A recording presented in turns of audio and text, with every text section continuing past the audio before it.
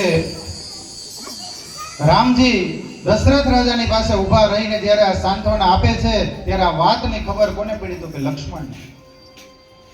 ભાઈનો પ્રેમ કેવો હોવો જોઈએ ને એ જો શીખવું હોય ને તો લક્ષ્મણ જેવા બનવું પડે, રામ જેવા બનવું પડે કે જેને પોતાના જીવનમાં તમામ મર્યાદાઓ પોતાની પાસે રાખી હતી.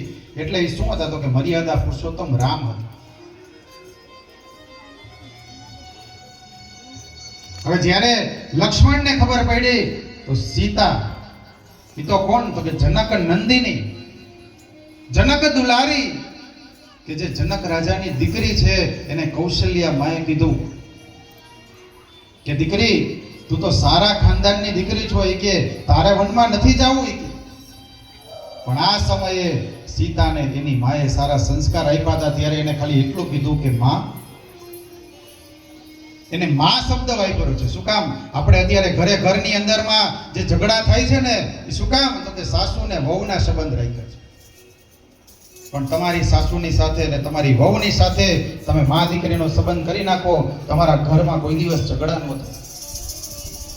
દેરાણી જેઠાણી શબ્દ એ તો આપણે રાખ્યો, નાની બેન મોટી બેન સમજી અને તમારું જીવન જીવો, કોઈથી તમારા ઘરમાં ઝઘડા ન થાય.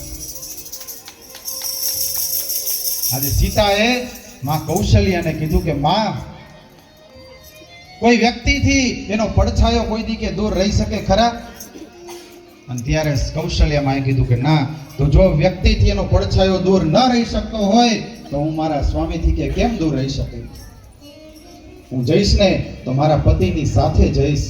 અને આજે ત્રણેય વશિષ્ઠ ઋષિ ત્યાં છે, કુલ ગુરુ પોતાના ગુરુ પત્ની છે, મંથરા છે, કઈ છે.